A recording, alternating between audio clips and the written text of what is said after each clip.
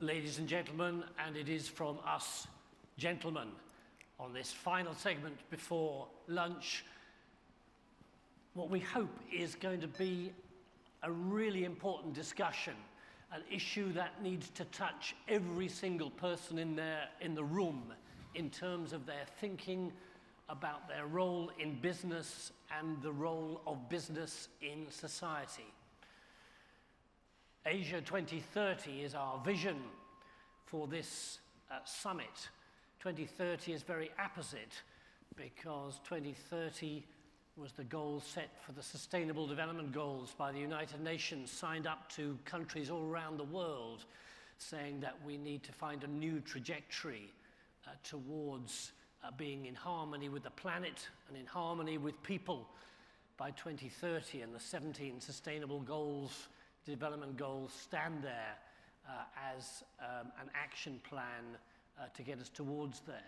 2030 also significantly because the IPCC, looking at climate change, has said by 2030, in the next decade, we've got to radically alter the trajectory in terms of decarbonisation if we're to stay under the 1.5 degree temperature increase. You only had to turn your televisions on last night or this morning to see around the world emotion from a new generation saying, hang on a minute, something is going wrong, and our leaders, our businesses are not listening to that wake-up call around climate change. Add into that issues of deforestation, loss of biodiversity, plastics in the ocean. There's a whole raft of things that seem to be going wrong. And yet there is an opportunity and a call now that's saying, well, maybe the way we do business, our business purpose, is part of the problem. And looking positively, the positive side of crisis, saying we can actually transform. We can be part very much of the solution. It's not just about making profit, providing goods and services people want, but it's actually being part of a regenerative economy, a transformational change. We don't just look as businesses at shareholder value and return on investment. We actually become part of creating a better world, a noble enterprise, both comfortable in terms of regeneration around our environment, but also in terms of ensuring that no one is left behind. That's a big opportunity. And our discussion this afternoon is really going to open up some thoughts around that. I'm delighted that I'm joined by two people to stimulate us in that journey.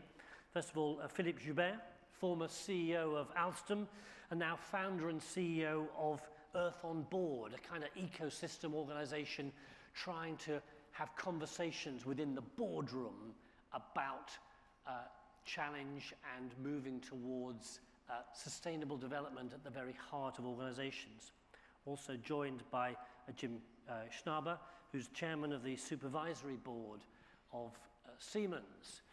So I think I'd like to come first of all to you, Philippe. Thank you. I'm very interested.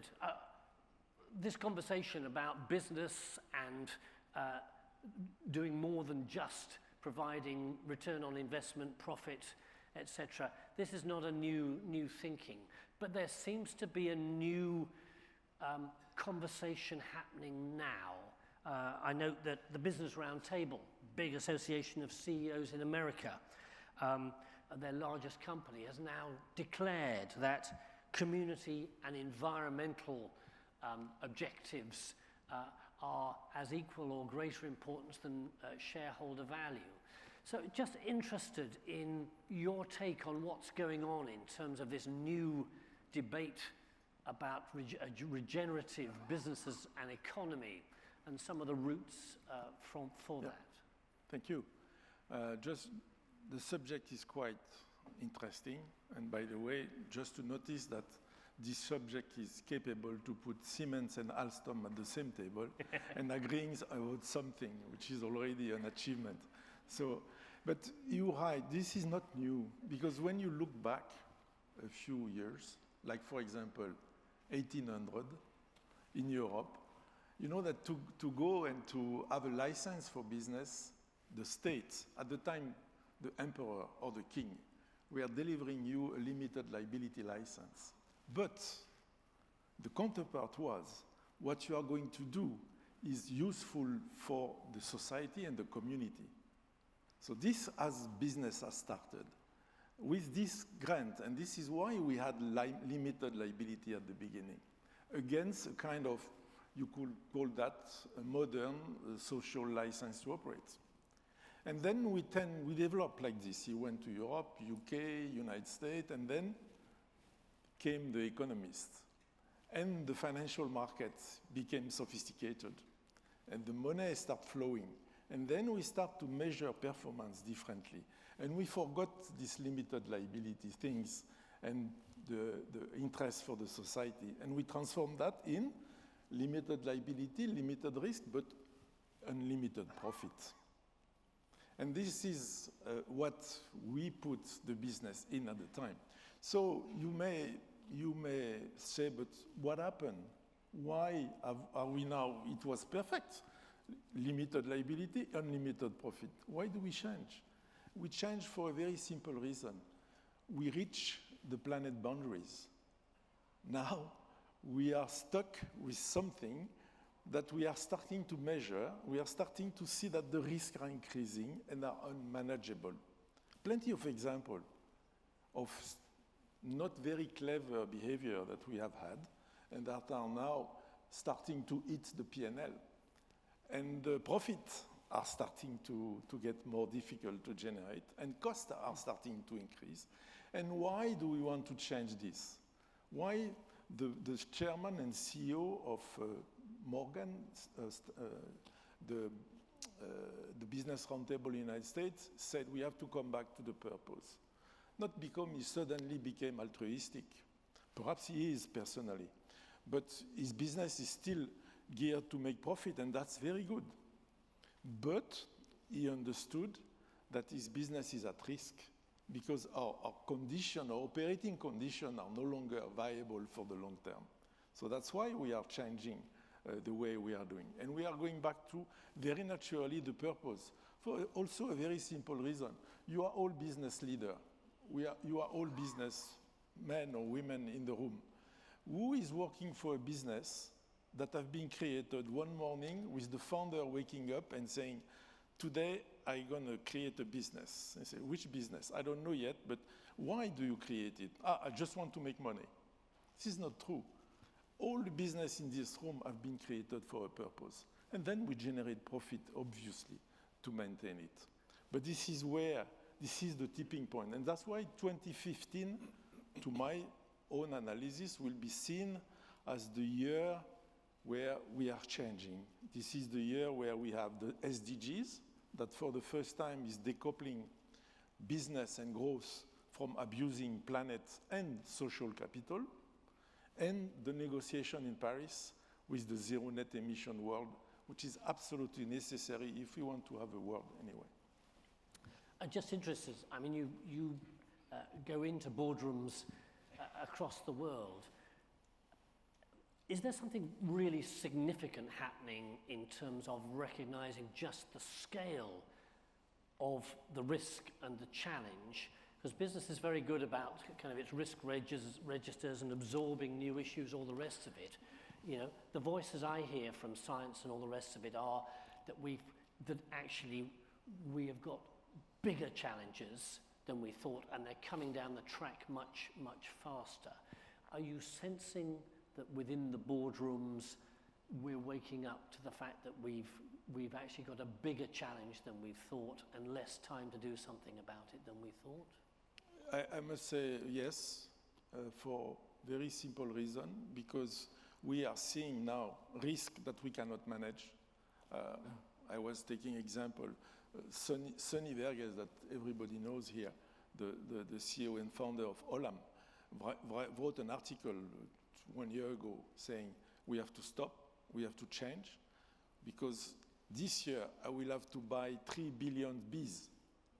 If not, my business goes away, no pollination. We have now, I was CEO of Alstom Power, and we were building coal plants. Being coal plants, and these coal plants are being shut down now. In India, for example, why are they being shut down? Not because of lack of coal, because of lack of water to cool them down. So we are reaching, and then obviously the board are starting to get aware of this. And what gives me a lot of hope that we're going to change and win this battle is financial market is also moving in. You have in the room banks and institutions that are moving in that direction. Again, not only because their leaders are visionary or altruistic, but because their business must change or they are in trouble. Okay. Jim Schneider, I'd like to bring you in as chair of the oversight board of Siemens, a long history very much within this realm. We often look and see that, we've got a problem. Technology is one of the great areas of innovation and change that will allow us to re-engineer and move in a positive direction. And when we're looking at the new economy, we're looking about moving towards a circular economy, a resource-efficient economy, a decarbonized economy. Would be interested to have one or two of your reflections, partly maybe with a glint of hope in your eye that actually there are some extraordinary changes taking place within the technology world that offers us solutions, but maybe observations also from you in terms of the governance, of the boards, as to whether they are really getting this and buying into a new way forward. Well, thank you very much. I actually believe that we are at a very significant inflection point. You mentioned that as well. I recently wrote an article on LinkedIn, which I titled, "It was the best of times, it was the worst of times," inspired by Charles Dickens' Tale of Two Cities. And I think this morning illustrated very well that it's the worst of times. We have a geopolitical turmoil, we have trade wars, we have Brexit, we have multi-dimensional discussions disappearing. We have climate change. We have growing, reduction of growth rates. There's like plenty of reasons, and we have social unrest in a number of countries. And so my hope was that this session would be illustrating that it might be the best of times. And you mentioned 2015 as a very important point. It's the first time in history that world leaders came together and argued a common language around defining 17 goals that are critical to be solved by 2030. And technology, being a technologist, I worked with technology my entire life. I'm convinced that we are at a tipping point from a technological point of view where we are challenging some of our assumptions. So if you take energy, I mean, earlier this morning we talked about, and someone said, coal is still the cheapest source of energy. That's just not true anymore. Actually, if you have a raw material for production of energy that's free, like the sun or the wind, it's hard to compete with it if technology to extract that raw material improves. And the price on wind has gone down dramatically. The industry is consolidating. We've been adding to that consolidation with Siemens Gamesa. The price of solar on good locations is half the price of the cheapest fossil. So this is no longer a philanthropic project to do some sustainable energy. It's becoming almost for free. And that is a tipping point to create sustainable energy and challenge the old way of doing it. We have the same in transportation. We'll have electric vehicles. There will be autonomous vehicles. We'll take away the pollution of transportation. We'll take the inconvenience of traffic jams away. We have education, where you can have access to the best minds on this planet. I take a course every Friday on Harvard from my PC at home in Copenhagen. It's for free. And of course, we'll have a chance to reinvent healthcare. And so all the technologies are kind of there to solve, in my opinion, most of the 17 SDGs. So what's the challenge? Well, first of all, we're way too slow. If we linear project our current progress since 2015, we'll reach the Sustainable Development Goals around 2090, which probably means we'll never get a chance to reach them at all. Secondly, I think we have the wrong assumptions. We continuously debate in forums like this, are you going to give up profit to be more sustainable? And I'm arguing a case where if you use technology in the right way, you can make money by making sustainable solutions.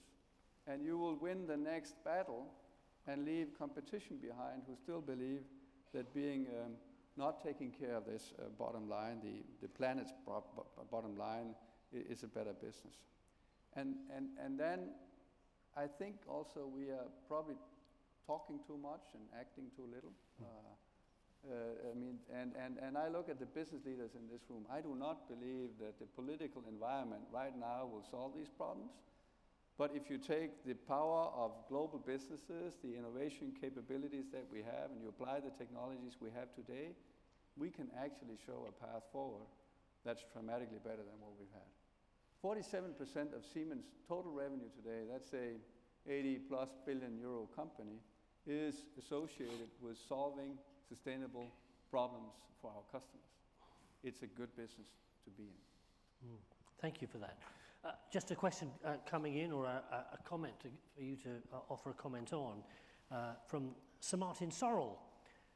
Don't we overcomplicate the purpose or sustainability objective? Isn't it simply a focus on the long term that is necessary? There's no conflict between long-term profitability and taking into account the interests of all stakeholders. Do you want to just comment on that, Philippe? Yeah, sure. Absolutely right. The purpose is because I strongly believe that only business can really put us in the right direction. Only business has the strengths, the speed, the technology, the organization to react to this magnitude of challenge. So that's why coming back to the purpose is important. But obviously, to consider to go out of shareholder primacy, and sometimes I say shareholders own shares. They don't own the company. Company is much more complicated than just a bunch of shares. By the way, unfortunately, now we have more share traders than shareholders. And so to think that you should put the destiny of your company in the hand of a short term, come back to the question, vision is extremely dangerous. And you really need to consider the stakeholders. That's why boards are so important. Because this is the only place in a company where clever people, informed people, joint and several, should make decisions that consider the whole stakeholder interest and arbitrate the natural conflict that you have in the direction of the purpose of the company. Right. I just want to add another question coming in, which says, despite calls to change how companies' profits at the expense of the environment and community, it's still business as usual for many. So the best in class are doing extraordinary stuff, real transformation. But there are too many companies who are either choosing to ignore this or are too slow in making changes. What can we do about that? How do we increase the pace of change and thinking right across the board and not just in those leading companies? Well, if we do believe that we're at a tipping point, it's not unusual that you have some, let's say, trying to add the new dimensions to their business models and taking a lead, and others who are missing the opportunity. I mean, I'm often reminding my teams that the Stone Age didn't end because we ran out of stone. We simply had better technologies that made, more sense, and those who stayed with the stone probably disappeared. So I think that's normal. I think it's right that the conversation around strategy is moving into the boardroom. And it really starts with what problems are we trying to solve? Maybe that's purpose. I don't know. I actually agree with Martin's comment that There is not a conflict between long-term and short-term if you know why you're in business. And so far, we've used technology, this incredible technology that we have. We've never had an arsenal of technologies like we have now to solve irrelevant, stupid problems. Like, how can I share a picture of my cappuccino cup with my digital friends and get some likes? And then allow these companies to create monopolies around the data that they steal from consumers and pay no taxes. I mean, that's not a very smart way of using smart technology. So what problems do we need to solve is the conversation in the boardroom. And there you can start with the SDGs, most companies do today. And then you figure out, how can I apply technology and my core competence to solve these problems in a way that give me a profitable business, because otherwise it's not sustainable. And how can I do that better than my competition, which means you're actually managing the short and the long term. This is possible today, and I believe that will happen. And those who do that will create an opportunity. We come out of a world where being, let's say, sustainable oriented was a philanthropic question after you made your profit. So you make revenue, you pollute the world, and you make a profit because you don't pay for the externalities. And then you have a conversation about how much of my profit should I do good with. And I think we're at a stage where it's about, how do I make my money in a way that's sustainable? And that's a shift. So what can be done to accelerate this? Well, obviously it has to be good business to do good. And therefore, the policy frameworks. For instance, a Pigovian tax system where we stop taxing labor, which is not a resource that is constrained in any way, and start taxing externalities or use of resource, would dramatically increase the amount of companies who realize that it's good business to do good. Right. Okay. I've got a polling question, our last polling question of the morning that I'd like everyone to engage in. And this is thinking about if we want to increase the pace and the scale of transformation towards business being at the heart of regenerative economies, which factor do you think would be most significant in compelling businesses to act in favor of a regenerative economy? So we've got that polling question up there. So which factor do you think would be most significantly compel businesses to act in favor of a regenerative economy? Is it the physical risks to assets, supply chains due to worsening climate change related disasters and other factors? So that's a kind of the threat. Is it growing consumer pressure? Would it be more government regulation that incentivizes the good stuff and penalizes the bad stuff? Or would it be opportunities, business opportunities for regenerative capitalism? So there you go. Yeah. Have a quick think about that, and we will see what has emerged. I think there's going to be about another 15 seconds for you to find the app, push the button, and influence the outcome. Okay, there we go. Maybe just take a brief comment on that. It may be that we have 500 responses or 5, but that's what we've got there. Yeah. Philippe, do you want to just offer a comment on that and a response to that question? Yeah, this is great. This is. I'll just give you a small story. I am French, as perhaps you can hear, but I am also Brazilian. And you know that we had some problem recently with fires in Brazil.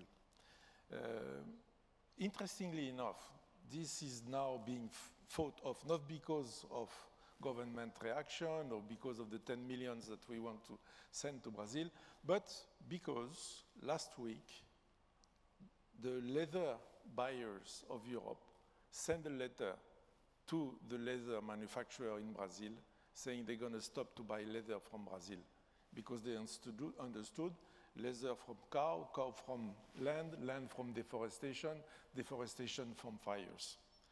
Soya are doing the same thing. And recently, big banks are starting to say we don't finance. So the combination of consumer and financial actors are much more powerful and much more fast, by the way, than any other reaction. Interesting. And maybe Jim, just as we're right out of time, a final comment maybe in response to that, but also a message to all of us in this room about that journey towards a regenerative economy. Well, I think the answer is a correct sentiment of what's going on. Unfortunately, it's a defensive story.